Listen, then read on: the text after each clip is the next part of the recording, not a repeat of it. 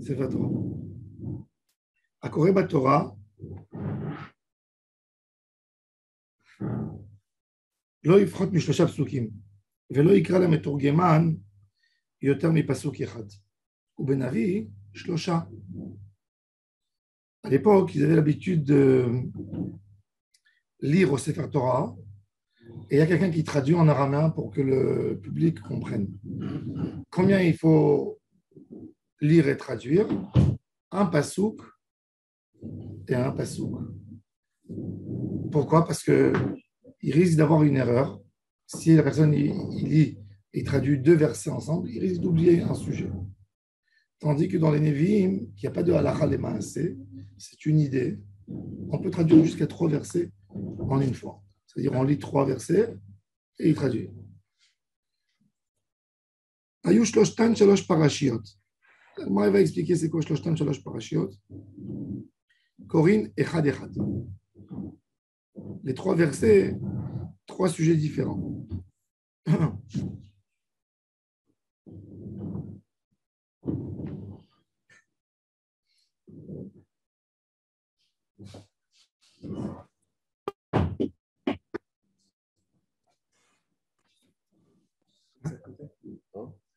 C'est à côté, depuis qu'ils ont fait l'école. Je parlais avec le directeur, je lui ai dit, on n'aime pas être des mauvais voisins le premier jour, mais je lui ai dit, ça dérange, vraiment. Il m'a promis qu'il n'allait pas faire les classes ici.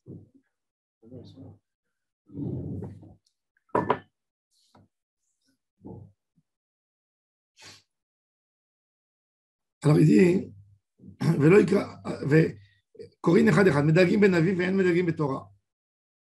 dans le Navi, on peut sauter d'une paracha à une autre paracha. On a quelques haftarot comme ça, qu'on lit une partie, et après on passe ailleurs, on saute. Quelle paracha on saute? Ah? Pesolecha. Attends, on va voir tout de suite. Non, Medagim d'un pasuk, on va voir tout de suite. מדלגים בנביא ואין מדלגים בתורה, ועד כמה הוא מדלג? עד כדי שלא יפסוק המתורגמן. Ça veut dire qu'on a le droit de passer dans la Torah de quoi tourner le rouleau le temps qu'il traduit un verset. On a quoi? Psolecha, c'est une page. Non. Si, 2 pages. C'est fait. Oui. כדי שלא יפסוק המתורגמן. בנביא, pas dans le Torah. מדלג בנביא, ואין מדלג בתורה. ועד כמה הוא מדלג, quand il s'agit d'être מדלג, c'est בנביא. Non?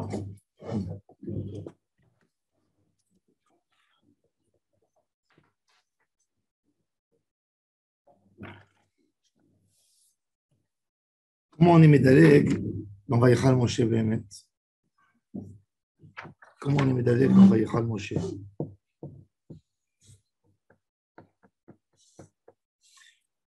Amen, s'il te plaît, Rabbi Yaakov. Prends le Mishnah Broua, Vav, il y a Ichot Araniot. Voilà, tu as devant toi le bleu là. Ouais. Araniot. Hein? Non. Ils sont en début, on ne va pas les. Ichot Araniot, ça s'est ouvert. Presque.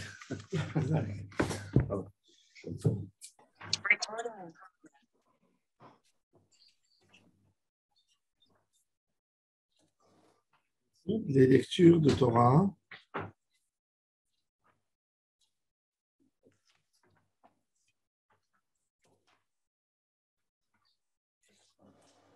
C'est marqué dans la Torah.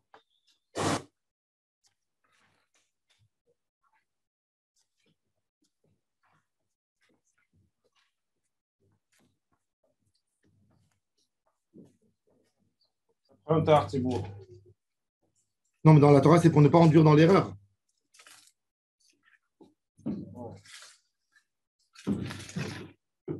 Ça, ici, il précise que Medaleg dans les prophètes uniquement. C'est ça. C'est le Medaleg. Donc le Medaleg, c'est pour le. Ça va? Alors, il croit à Aniot.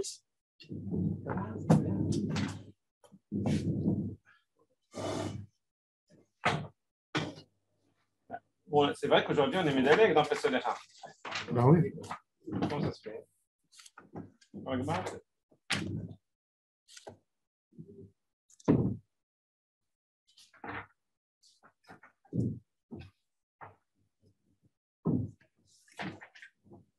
Lui, il sort carrément, la Gemara, elle sort le Haremot.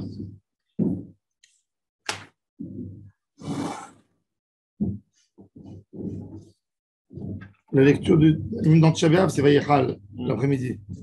Et on saute.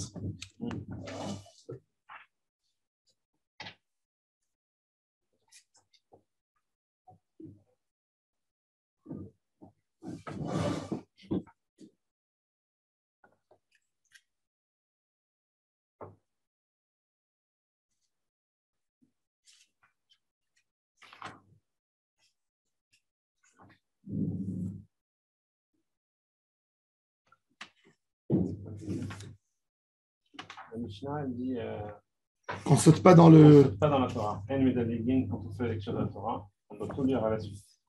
Alors, il y a certains passages où nous, on saute. On peut se lecha, etc. Quand tu fais la paracha de Veichal Moshe. C'est un jour de jeûne. Tu fais Veichal Moshe, c'est pas grave. Siman Kouf Mem Dalet. Regarde Chelek Bet. Kouf Mem Dalet ou Kouf Mem Dalet. Seif Aleph.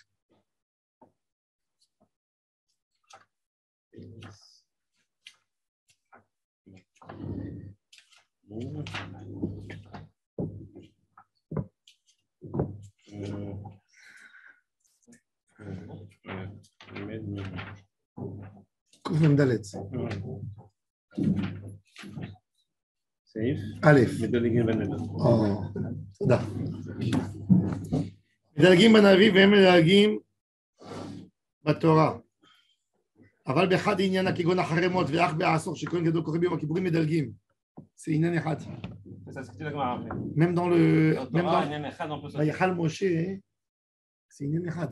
Parce qu'on tourne une page, c'est la page d'après. C'est ce que dit la Gemara après. בעניין אחד גם בתורה, בנביא גם בשני עניינים. Bon, ועד כמה מדלג, עד כדי שלא יפסוק המתורגמן. Alors donc on sautait dans le Navi d'un endroit à l'autre pour le temps que le Metorgeman il attend de faire le translate, la traduction. Nous, entre-temps, on passe là-bas déjà ailleurs. Ça veut dire que le public n'a pas à attendre que tu tournes les pages. Alors la Gemara a dit, pourquoi 3 psukim? Pourquoi il a le droit de traduire 3 psukim dans le Navi? On a dit que traduire plus qu'un verset dans la Torah, il traduisait. Il disait, il traduisait, il disait, il traduisait. Traduire plus qu'un verset, ça peut mettre dans l'erreur les gens. Parce qu'il peut sauter un sujet, un homme peut oublier. Alors, on a décidé de traduire verset par verset dans la Torah. Mais dans le Navi, c'est des sujets. Et il n'y a pas de halachot. C'est de la morale, etc. On peut traduire jusqu'à 3 versets. Alors, la Gemara a dit, pourquoi ils ont dit 3 et pas 4? C'est pas le minimum, ces 3-là. Ah? C'est pas par rapport aux 3 qu'il faut dire un minimum dans la Torah. Oh, alors, un Gimet Psukim, Keneged Mi, Amaravasi, Keneged Torah, Nevim, Ktuvim. 3 parties de la Bible. En fait, c'est quoi Nevim, Ktuvim? Ktuvim, ce n'est pas des livres de prophétie. Comme Tehilim. C'est Ruach HaKodesh, mais ce n'est pas une prophétie. Oui, Job, c'est une histoire. Ce n'est pas de la prophétie. C'est du moussard, c'est tout ce que tu veux. Mais ce n'est pas de la prophétie. Kohelet, ce n'est pas de la prophétie. Ruth, Esther, ce n'est pas de la prophétie. Shirachirim, ce n'est pas de la prophétie. Donc tout cela, ils sont rentrés dans le cadre de Ketuvim. Alors on a Torah, Nevi'im qui renforce les paroles de la Torah, jusqu'à Malachi, Chagai, Zacharie et Malachi. Et Ketuvim, c'est des livres des prophètes des fois. Moshe, c'est un prophète. Mais le livre, il a écrit Job, lui, c'est lui qui a écrit Job. Mais Job, ce n'est pas de la prophétie. C'est une histoire. C'est Ruach HaKodesh. C'est bien écrit, c'est censé réveiller les gens. Mais ce n'est pas une prophétie. C'est pas une vraie histoire? Si, c'est un débat. Dans la Gemara, est-ce que Job a existé ou n'a pas existé? Ah ouais? Je comprends, c'est quoi une prophétie alors? Parce que la Torah non plus. Une prophétie, c'est Hachem, il a dit de dire. Kodesh, mais c'est ce qui Non, s'est passé. Hachem, il a dit de dire. Hachem, il a dit de dire. un message d'Hachem, C'est dicté d'Hachem. dicté d'Hachem, à un prophète pour qu'il transmet à Israël. Un livre de prophète, ça peut être un livre de louange qu'il a fait à Hachem. Il a eu la Ruach Kodesh, il a eu la Shrina sur lui. Il a senti que Hachem était content de ce qu'il voulait, mais ce n'est pas un message. Donc Tehillim, c'est un livre de tout ce que tu veux. Il n'y a pas une prophétie dans Tehillim. Il y a quelques prophéties. Par exemple, il fait un Naharot Babel. C'est une prophétie. Mais c'est pas, encore une fois, c'est pas Hachem m'a dit de dire. Et la Gemara dit, à propos de, tu as posé la question sur Job, la Gemara amène deux avis. Hadamar Aya. Hadamar Lo Aya Velo Nivra. Et alors ils disent que quand quelqu'un souffre, la plus grande souffrance de Job, c'était que les gens, ils ont dit Lo Aya Velo Nivra. Ça n'a jamais existé. Quand quelqu'un vient et te dit tu as mal, tu dis, non, t'as pas mal. Tu ne devrais pas avoir mal. J'ai mal. Non, tu devrais ne pas le sentir. Ça fait plus mal encore. On n'a pas dit que dans le conseil de Paro, il y avait 3 conseillers, il y avait Job par rapport à l'autre. D'après l'autre Midrash qui dit que ça n'a pas existé, c'est une marloquette. Il y a des qui disent que Moshe Rabbeinu, c'est Moshe qui a écrit, on le sait. Parce qu'il y avait cet homme à l'époque, Moshe a été influencé par. C'était un monothéiste en plus. Alors il y a qui disent que oui, que c'était un monothéiste qui vivait, que Moshe, quand il s'est sauvé d'Égypte, il a rencontré ce monsieur. Et il a écrit son histoire parce que il a été passionné par ce qui s'est passé avec ce monsieur Job. Plus que ça, parce qu'au début, il parle d'une discussion entre Hachem et le Malach. Donc, même s'il a vécu, il a vu d'autres choses que. Bon, mais ça peut être aussi une belle histoire, ça veut dire une histoire qui se passe. Pas un roman, c'est que les anges ils disent à Hachem, on veut l'essayer, on veut voir sa sincérité. Et il a vu. Chez nous, les Juifs, d'ailleurs, on n'a jamais pris le nom Iyov. Mais chez les Arabes, il y a beaucoup de Ayoub. Ayoub. Parce qu'ils le considèrent comme un prophète. Nous, on ne le considère pas comme un prophète. Eux, ils le considèrent comme un prophète. Par exemple, dans le Coran, Iyov, il fait partie des prophètes. Ayoub. Pour nous, dès que tu dis Iyov, ça fait peur.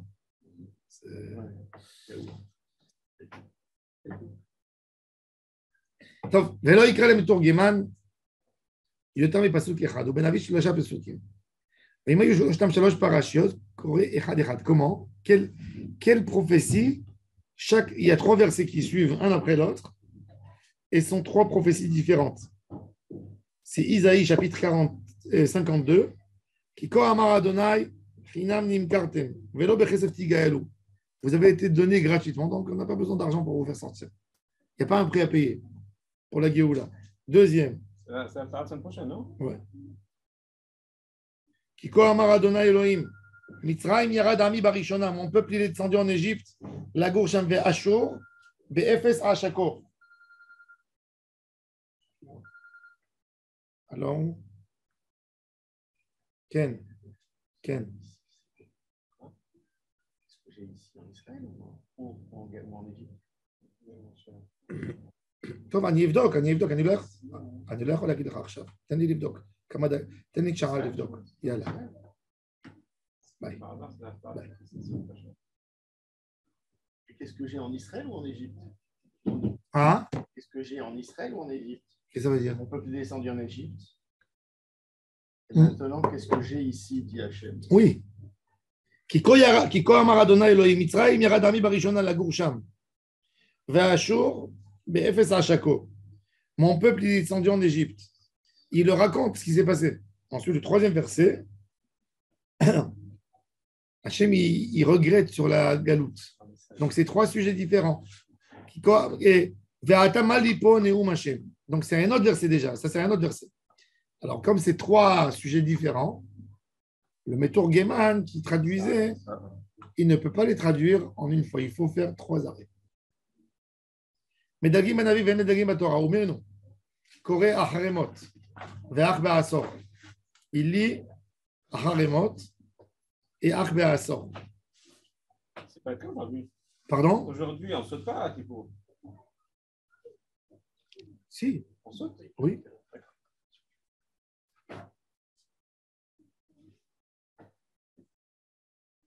On fait sortir le Kohen Gadol au Beth Amikdash. Ah, Beth Amikdash. Oui. Mais pas aujourd'hui, sinon. Non.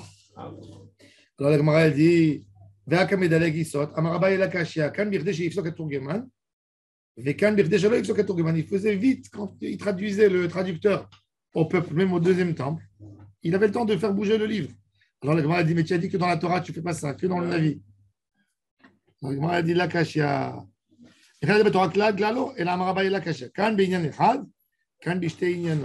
Un sujet ou deux sujets. Et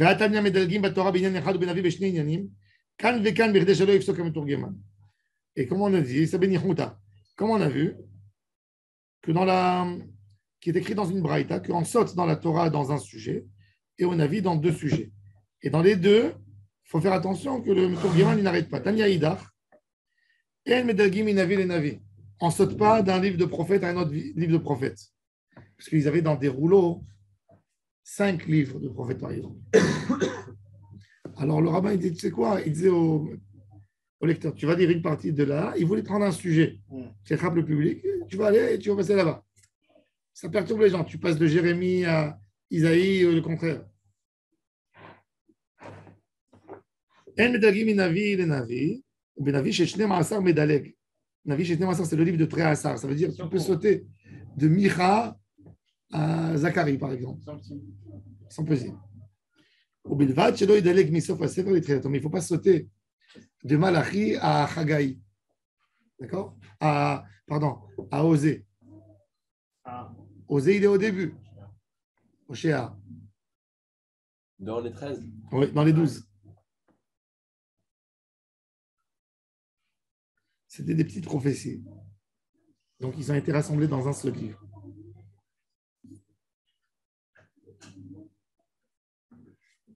Amaftir ben Navi, la personne qui fait la Haftara. Ils ont dit Chachamim, c'est lui le Shadiach Tzibour qui fait le schéma. Veu over lifnei ateva, et si c'est un Kohen, ou nosé et kapav. Vimaya katan, aviv o rabo, ovrin adiado. Et si c'est un petit qui lit la Haftara, alors c'est son père ou son rave qui lit avec lui.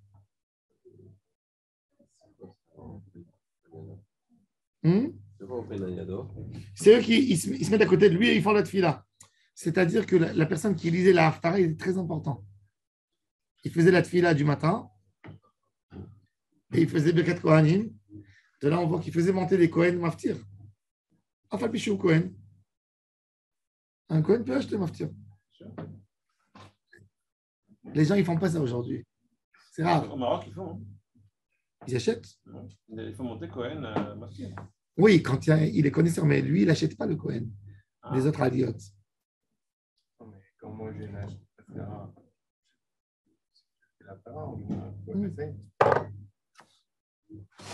il peut me monter 2 fois. Après 7, Lévi Cohen. Non, mais je dis même le Cohen, il peut monter Cohen oui, et remonter Maftir. C'est bizarre, ça fait. Ouais.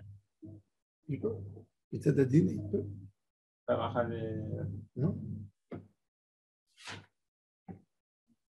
Donc nous aujourd'hui, il lit plutôt le Moussaf plutôt que Shachrit.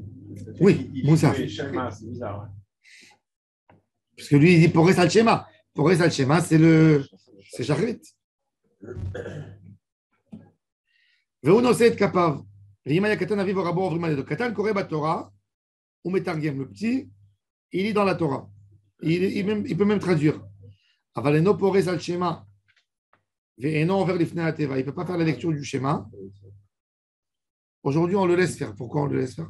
Parce que tout le monde lit dans les livres. À l'époque, il y avait beaucoup de personnes qui ne savaient ni lire ni écrire. Ah bon? Ils rentraient à la synagogue, ils entendaient.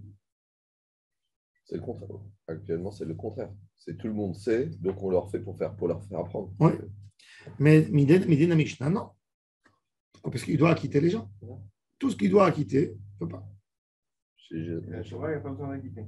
La lecture de la Torah. Oh, il a fait une très bonne question. Est-ce que lire la Torah, c'est acquitter ou écouter? C'est ça la question. La Mishnah a dit qu'il peut quitter. Il a fait, c'est pas acquitter. La Torah, c'est pas acquitter, c'est écouter. Ah, t'es pas acquitté. Il n'y a pas aussi Donc, un tu idée écoutes que et c'est pas Midirabanan. Non, ça veut dire l'idée, c'est d'écouter. Donc j'écoute la Torah. Mais jamais, si je l'entends d'un grand ou d'un petit, c'est pas un chauffard. Tu comprends? La misa, c'est d'étudier la Torah. Quand j'écoute la Torah, j'accomplis les mots de Torah. Mazé Méchané, si j'entends un petit ou un grand, l'idée, c'est d'étudier. Donc j'étudie. Tu as compris? Là, tu mets un magnétophone aussi. C'est vrai. Un magnétophone, c'est pas la takana. Tu as raison. Tu peux mettre. Mais un petit l'idée pour le chauffard, c'est d'entendre. Le chauffard, non, le chauffard, si lui, Le l'ishmoak, mais si lui, il n'est pas chayav dans le chauffard, il ne peut pas m'acquitter. Je dois m'acquitter par quelqu'un qui a sonné, qui est chayav. Mais dans l'étude de la Torah, même lui, il est chayav dans les mots Torah. La Torah, elle a accordé un passage dans le Kirat Shema. Vedimat temotam et benerem et daberbam. Vos enfants, ils doivent dire la Torah. Mais l'idée, c'est surtout l'idée la plus importante, c'est j'étudie. J'étudie. Je pense qu'il dit Ishmoa comme ça. Moi, enfin, une voix correcte qui est sortie par un bar Rioux.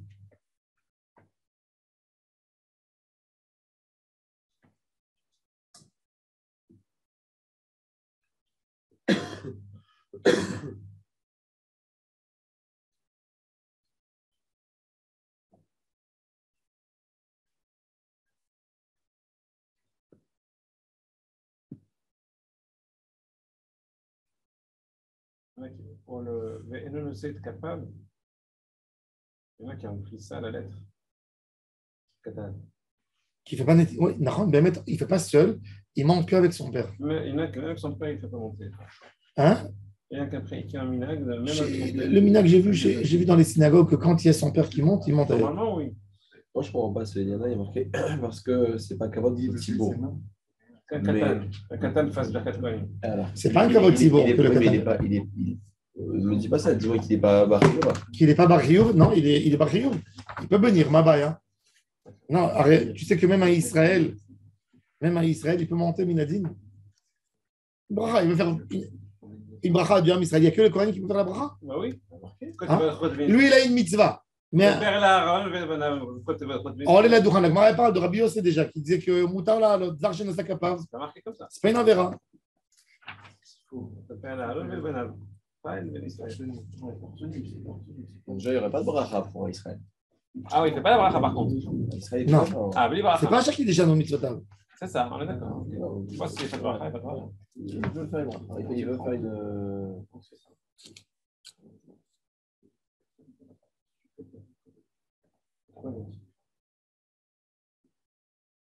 Voilà, Tosfot, le Rama, il amène dans une route Birket Kohanim qu'il y avait un débat entre Rabbeinu Tam et Ri Azaken, Rabbi Yitzhak Azaken, il a dit j'ai jamais compris quel histoire il y a pour un juif de monter dans le Douchan pour faire la bracha, même à Israël.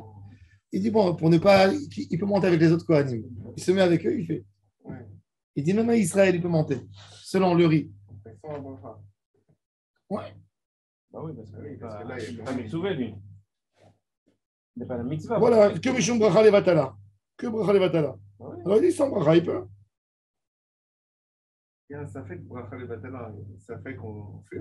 Quel c'est pas. On fait pas. Vadaï qu'on ne fait pas. Israël, il ne peut pas faire une bracha. Ouais, mais il peut faire la bracha. Il va si oui. les Cohen sont Cohen. Hein? On ne sait pas aujourd'hui si les Cohen sont Cohen. Il y a Chazaka, Morzak. Ouais.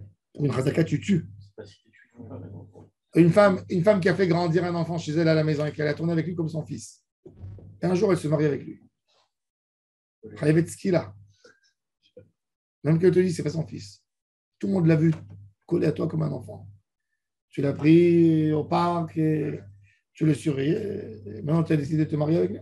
Chazaka. Soklim à la Chazakot. Donc, une Chazaka de Cohen.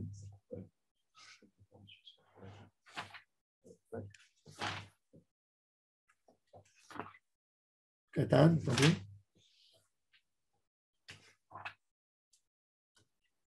Moumar lo issa être capable. Katan. Alors, Katan shelo evishte seharot. Il n'a pas eu le signe de puberté. Et non, on sait être capable, il fait un kelal, il ne peut pas monter. אבל עם כהנים שהם גדולים, נושא ללמוד ולהתחנך. ומי שהביא שתי שערות, il a eu les signes à 10 ans, 11 ans, il est mature, נושא את כפיו אפילו בפני עצמו. ומי הוא דווקא באקראי בעלמא ולא בקביעות עד שיתמלא זקנו, שאז יכול לשאת כפיו אפילו יחידי בקבע. Exceptionnellement, pas de façon régulière. J'ai pas vu un enfant qui a eu une barbe à 12 ans, mais peut-être chez les juifs d'Irak ou iraniens. C'est pas du lait. Hein? Ils ont de plus en plus tôt aujourd'hui. Ça dépend, hein? Ils ont de plus en plus tôt aujourd'hui. Parce qu'ils mangent des trucs. Tu nous avais dit quand le gosse il est propre. Non, c'est ça aussi. C'est pour les filles. Pareil, non? Ça doit Bon, être- même pour la Beret Famille, il a raison. Ouais, aussi, dans une condition. C'est l'anime de Bagrout, bien sûr. Il faut jeter ça à vote, quand même. Il faut que ça- Aujourd'hui, c'est vrai. Aujourd'hui, il y a beaucoup de. Du moment où les enfants ils mangent du soja, il y a tellement de soja. Le soja ramène dans les zones de l'Occident, chez les enfants déjà, il développe les hormones. Ah oui, moi, je Il accélère les hormones, c'est incroyable. C'est terrible. Aujourd'hui, des filles à 10 ans, elles ont les règles. Jamais ça existait. Je sais pas. nous faire repousser les cheveux. Non. Non, ça fait bouger tout le système hormonal. Et bon, il peut y avoir jeté sa harotte. Là, tu vas en Turquie. Dans tes cheveux. Pochear, Poré, c'est Tchema, on metargem. Pochear, c'est un homme qui est mal habillé. De là vient le mot pirchar, mal habillé. Pochear, pirchar, c'est pareil en hébreu. Oui, mais mal habillé, ça veut dire quoi? Là, ils disent dénudé. Il rentrait, il était torse nu, pauvre. Tu sais, des gens de la rue qui travaillaient toute la journée dans la maçonnerie et tout ça, et il couvrait que sa nudité. Il est Pochear.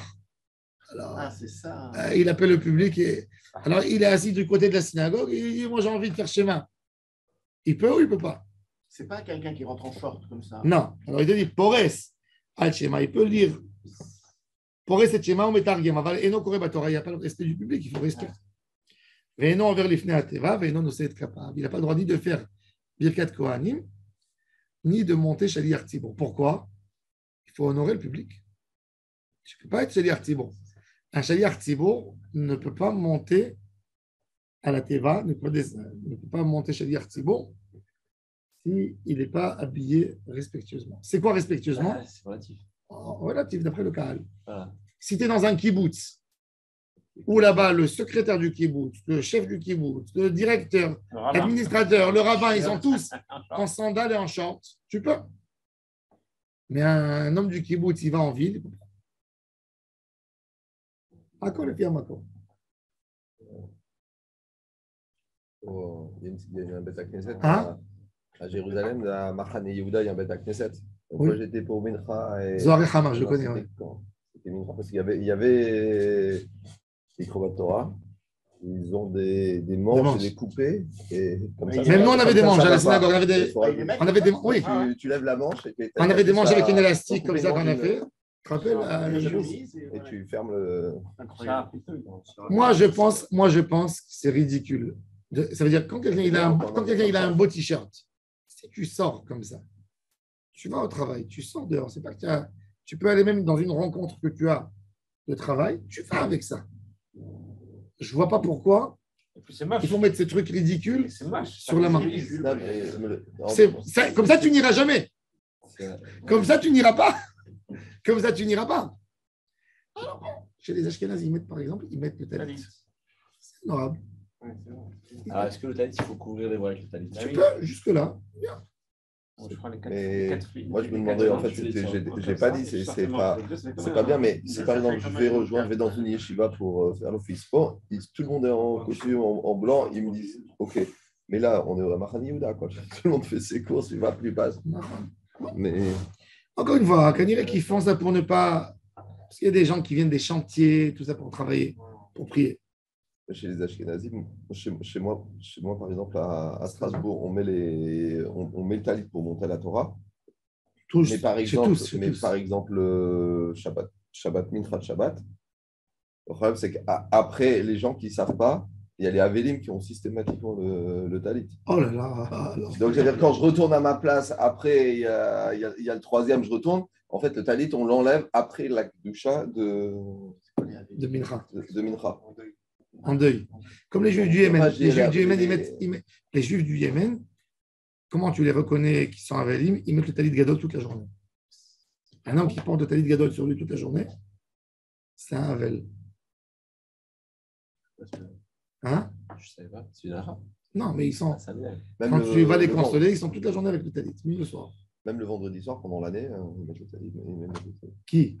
Chez les Ashkenazim. Non, que chez les Chassidim. Pas tous les Chassidim. Que les Chassidim de Jérusalem. Ils mettent le talit pour Arvi de Shabbat. Ils vont tous à Arvi de Shabbat et Arvi en même temps. Tu les vois aller à la synagogue avec le talit. Mais ils le mettent avant Mincha déjà. Et ils restent avec.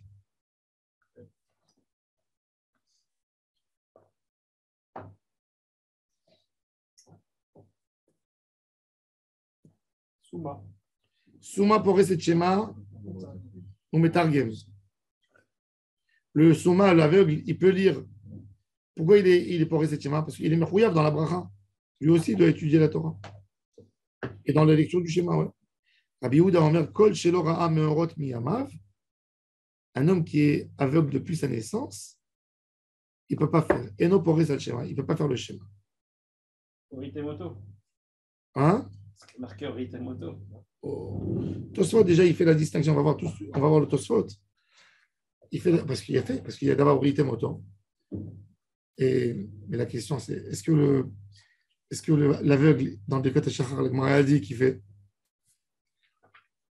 la bracha sur la lumière? Pourquoi? Parce que grâce à la lumière, il y a quelqu'un d'autre qui peut l'aider. Alors pourquoi ici, il ne fait pas? Mais quand il ne peut pas, c'est pas qu'il ne peut pas. Il ne fait pas. Boré Boré non plus. Hachiye Otule Oroulone, il ne voit pas. Mais il peut faire l'Avrim Benyon Mouben Laïla, le coq. Nerche Shabbat. La Hadlik Nerche Shabbat non plus. S'il y a quelqu'un qui est né. Une femme qui est aveugle. Non, peut-être s'il vient avec quelqu'un d'autre. Hein? On l'aide donc à l'allumer. Non, mais pourquoi allumer? C'est quoi le nerf du Shabbat? C'est pour Shalom Bayit. Shalom Bayit, c'est pour ne pas que les gens y tombent. Lui, de toute façon, s'il y a d'autres personnes, oui. Sa mitzvah, lui, c'est de faire Shalom Bayit. Si ses enfants, ils ne sont pas aveugles, alors d'accord. Mais c'est pas lui qui allume quoi qu'il arrive. Mais le sourd. Schéma Israël, c'est pareil. Schéma, c'est comprend Israël. C'est pas écoute. Alors bon, Tosfot déjà, il parle Bémet. Un aveugle, Minatora, un aveugle, Cyril, un aveugle, il n'est pas trop de toutes les mitzvot, en réalité. Pourquoi? On a expliqué. Par exemple, il veut manger. Est-ce qu'il peut savoir si je lui donne la viande tarif ou pas? Il ne peut pas savoir. Il peut voir qu'il y a des verres ou qu'il n'y a pas des verres. Il ne peut pas savoir. Il ne peut pas. Une femme, elle est nida, elle sait quand elle est pure ou elle n'est pas pure, elle ne sait pas. Il n'est pas trop de toutes les mitzvot de la Torah. Il ne peut pas, c'est inapplicable. Il n'y a rien à faire. Comment ça? Quoi? Elle ne sait même pas qu'elle a les règles. Si ça ne fait pas mal. Elle ne sait pas qu'elle a une tâche, qu'elle a des règles. Donc, ils ne font pas une nida. Ils ne font pas. Non. Elle s'est passée quand? Comment elle sait? Comment elle va savoir? Comment elle fait son rêve sectara? Pas chercher quelqu'un? Hein? Ah, elle va maintenant humilier. Donc quoi, elle n'a pas de relation à vie? Hein? Non, au contraire. Elle n'a pas de relation à vie ou elle n'a pas de. Ça ne rentre pas dans ce guide? Ça ne rentre pas. Alors justement, Tosfot, regardez le Tosfot. Michel aura mis un mablo, il faut sa schéma caché. Des Rabbi Yehuda ou d'Amar Beperek Achovel. Souma Patur Mikol HaMitzvot. Rabbi Yehuda, lui, il dit que le Souma, il est Patur de toute la Torah. Alors pourquoi il a dit ici, tu sais, l'aveugle, il ne fait pas le schéma. Rien que le schéma, il ne fait pas. Jean, quand tu me dis, il ne fait pas le schéma, ça veut dire les autres choses, oui. Ça, il ne peut pas. Parce que c'est écrit au Ritemoto, justement, dans la paracha du Tzitzit. On n'avait pas besoin de ça. Bon, alors il dit, alors il n'avait pas besoin. On parle Birushan, Midelon Maïre, Bessouma Mamas. Un Souma, c'est un homme qui vit dans une maison obscure. Ah, c'est tiré des cheveux. Mais tu peux dire qu'il s'agit d'un homme qui a le cataracte. Ouais, non, pas très bon. J'aurais dit, je demande des Maïre Shapir Bessouma. Il y a des patrina natam Souma et Noumina Torah. אבל מדי רבנן מי החייב? חכמים מדי חייב. ואפילו נסתמה מי שנולד מכל מקום חייב ומדי רבנן, שלא יהיה כנוכרי ולא יהיה נוהג בו דת יהודי כלל. C'est tout ce qu'il dit. Puis Chachamim, ils ont dit quoi? Vous êtes comporté comme un goy parce qu'il est aveugle. Un homme qui est fou, chez Mishmor, qui est né trisomique, et qui est fou, il n'est pas tour de toutes les mitzvot. Quand on veut le mettre dans un hôpital pour qu'on s'occupe de lui, la question est-ce qu'il va manger kasher, c'est secondaire, il n'y a pas. Il n'est pas tour. Choté. C'est difficile de dire, ça fait très mal, mais il n'est pas responsable, bien sûr. Un homme qui a le Alzheimer, qui a la démentia, comment on dit démentia? Démence. La démence. La démence, il est arrivé à un niveau qui ne reconnaît plus personne. C'est la mémoire, ça, c'est Alzheimer. Et il y a une maison de retraite bien, qui s'occupe bien, pas une maison de retraite juive, une maison de retraite contrôlée par l'État avec des médecins. Tu peux le mettre là-bas, même s'il mange tarif. Il n'est pas tour. Toute sa vie, il a mangé caché. Le stade aussi, non, d'Alzheimer, Ouais, c'est ça. Mais même les tfilines, même les personnes âgées qui n'ont pas toute leur tête. Rav Shach, je me souviens, on lui mettait les tfilines tous les matins. Et pourtant, il n'était pas conscient. Et pendant S'il n'est pas 4 ans, conscient, il ne faut pas le mettre. Je comprends. Je ne vois pas. Mitzvot, c'est mettre des tfilines à quelqu'un qui est paralysé, à quelqu'un qui n'agit pas. Est-ce que tu mets des tfilines à quelqu'un qui est hémiplégique? Non, ça veut dire qu'il n'est pas conscient. Vous dites Total. paralysé dans toutes les mitzvot de la Torah, ils ont besoin d'une pensée, d'une kavana. Je ne vois pas pourquoi le pauvre le torturer. Pourquoi le lever, lui attraper la main? Toi, tu as mis les tfilines au Rav Shach quand il était malade? Ah ouais? Et pas 1 an, 4 ans. 4 ans, tu lui as mis les tfilines tous les jours au Rav Shach? Pas tous les jours. Les jours où c'était moi. On était en relais. Tu as des photos avec le Rav Shach? Non. Non, j'en avais pas. On n'a pas le droit de faire ça. On n'a pas le droit de faire ça. Ça s'appelle du bol. C'est pas beau. Khazak. Bon, en tous les cas, Tosfot, il dit, rien que pour la raison qu'il n'agit pas, qu'il ne vit pas comme un goy. C'est-à-dire, ce qui est praticable, oui. Tu vas lui dire, ne mange pas. Attends, le gars, il a envie de prendre une pomme, il est à la maison. Il ne va pas manger la pomme, ou il a envie de manger du raisin, il a envie de manger une figue. Il ne peut pas la vérifier. Il veut manger du Kosbourg, il veut faire une salade de choux. Qu'est-ce qu'il fait, monsieur? Qu'est-ce qu'il fait? Il n'a rien à faire. Sa femme, elle a envie de faire du pain. Elle est aveuglée, elle aussi. Elle peut pétrir la pâte, elle peut faire une... Aujourd'hui, ils sont intelligents. J'ai une cousine de mon père, elle parle 7 langues. Elle est assistante sociale, elle est aveugle. Elle a perdu la vue à 13 ans. Ça s'est dégradé. À 13 ans, elle a perdu la vue. Elle et son jumeau. Et son frère, c'était le champion d'Israël en échec. Elle parle 7 langues. Aveugle aussi? Aveugle. Les deux. Ils sont aveuglés à 13 ans. Elle marche dans la rue, même sans calme. Elle sait, d'après son équilibre, où elle est. Elle parle 7 langues, elle écrit, tout ce que tu veux. Mais c'est difficile, mais ils sont ptorim de toute la Torah. Et s'ils font דלא דמה לנשים דפטורים ממצוות עשה שזון גרמה, אפילו מאותם שאינם אלא מדרבנן, שהרי בנר חנוכה ובארבע כוסות ובמקרא מגילה, שלא היו אלא מדרבנן, לא מחייב אלא לפי שהם היו באותו הנס. Alors il dit... Excusez-moi, juste une question. Un aveugle, par exemple, est-ce qu'il est aussi pas tour de se marier avec un goy ou... Bonne question. Il n'y a pas une différence, je ne sais plus, j'avais entendu une qui est faite entre la cousine dont vous parlez. Midirabanan, ça serait assour, que Midirabanan. Si la Torah, il n'est pas tour. Comme la Torah, il n'est pas tour. De tout. Il est marqué. Il ne peut pas faire les mitzvot. Non, mais il ne peut pas vérifier avec qui il est. Il peut demander à quelqu'un. Mais comment il vérifie? Il pose la question tous les jours, si c'est sa femme. Il peut poser la question tous les jours. Celui qui se marie, c'est un rabbin qui le marie. Oui, mais je te pose non, mais est-ce qu'en théorie, est-ce qu'il sait avec qui il est, sa femme ou c'est une goya ou il ne sait pas? Non, mais si elle se marie ou il se marie avec quelqu'un de normal, elle ne pourra pas faire non plus les mitzvot. Elle ne saura pas faire à manger pour son mari. Non. Il n'y a pas une différence, mais donné comme l'exemple que vous avez donné, le frère et la sœur. ils ont déjà vu la création. C'est autre chose. C'est autre chose. C'est pour Alors ça que que Rabbi Yehuda il fait une distinction entre un aveugle de naissance et un homme qui a perdu la vue. Yitzhak, il a perdu la vue. Donc il était chayav mitzvot. On peut dire aussi que Esav a voulu amener des chiens à son père pour manger parce qu'il considérait que son papa n'était pas trop de mitzvot. Pas conscient. C'est pas évident. La Gemara, il y avait des Amoraïm qui étaient aveugles et ils étaient torturés du fait qu'on les considérait pas comme des chayav dans les mitzvot. Rav Yosef qui était aveugle, Rav Shechet qui était aveugle. Rav Yosef. C'est un tikkun. Tikkun, ouais.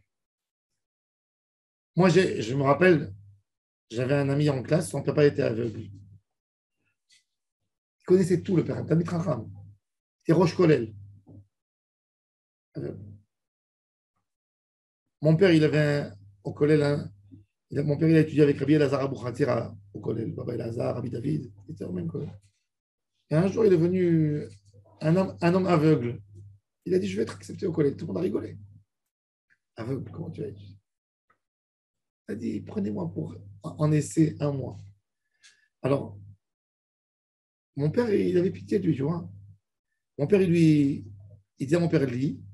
Et quand mon père, il disait, il faisait comme ça, sur sa tête. Comme ça, chaque fois. C'est bien pris. Et mon père, il lui a dit à un moment, il lui a dit, qu'est-ce que tu fais? Et chaque fois que je fais ça, tout me rentre. C'est une folie ce qu'il est en train de raconter. Il a dit, allez, vas-y. Il dit, qu'est-ce que tu veux? Il lui a cité mot à mot les Tosfot qu'il lui a lu, les Rashi.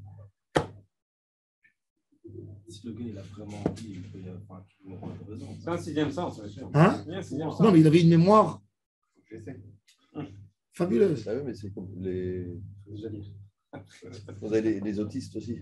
Aujourd'hui, on sait par l'IRM fonctionnel que la zone optique, elle est prise par le reste. C'est-à-dire qu'ils ont plus de surface du cerveau qui travaille dans la mémoire et dans la réflexion. Par exemple, le toucher. Ils dépassent le prof dans le toucher. Ouais. Alors qu'ils sont devenus aveugles depuis 5 ans.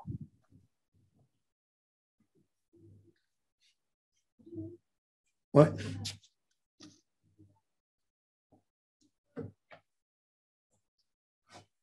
Alors toi, il dit que pour ne pas être goy, on l'oblige de faire. Ça veut dire, c'est même pas un chiyuv des Rabbanan. Vous comprenez, même dans le Rabbanan, c'est qu'il ne soit pas goy. T'as compris? C'est même pas un niveau haut du Rabbanan. Quand je te dis, tu sais, ne mange pas le lait avec le poulet pour ne pas confondre entre le lait avec la viande. Tu me dis, qu'est-ce que tu me dis? C'est mis des Rabbanan. Oui, pour ne pas tomber dans l'erreur. Et là, c'est même pas là-dedans. T'as compris?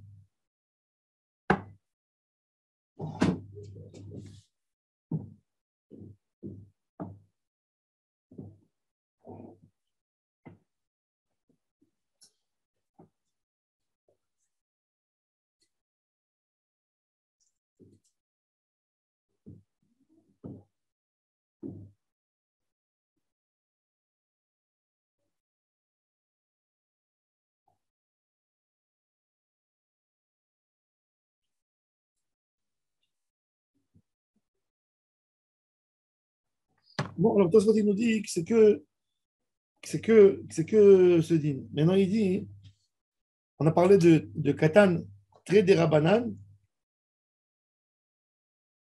Et alors, il dit quand même, il dit à un aveugle, en quoi il est plus important qu'un Katan? C'est qu'il a plus de darat. Ça, c'est une zvara très difficile à comprendre. Parce que le Katan, il va devenir un bar darat. Mais l'aveugle, il ne pourra jamais devenir... Un homme qui est né aveugle, il ne peut jamais guérir. Quand c'est inné. On ne peut pas guérir. Quand quelqu'un il a perdu la vue, on peut lui ramener la vue.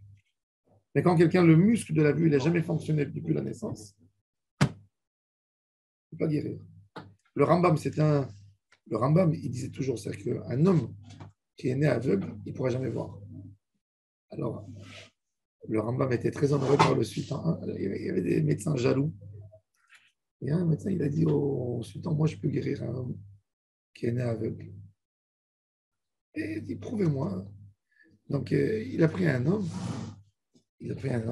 et il a mis des pansements pendant un aveugle pendant 1 mois et demi parce qu'il il a dit au roi, si j'arrive à le guérir, c'est moi ton médecin, tu le mets. Il dit, ben oui, bon. Arrive le jour, ils disent, on va vérifier maintenant si tout le monde arrive. Et il lui enlève le pansement. Et le gars, il commence à être ému. Il dit, des frères, tout le monde pleure. C'est quoi ça?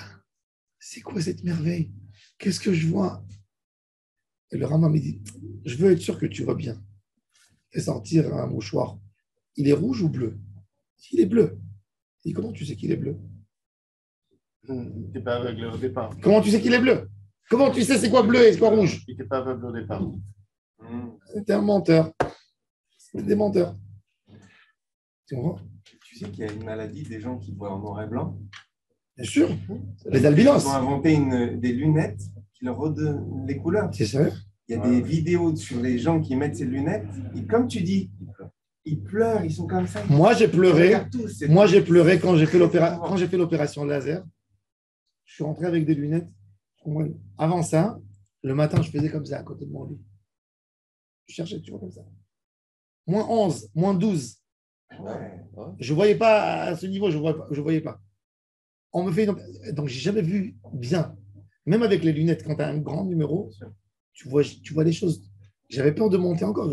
J'aurais pu arriver à moins 18. Je deviens aveugle. Donc, je faisais attention de ne pas monter mon chiffre, même que je voyais mal déjà. C'était là une myopie qui montait. Et je vais à Asuta.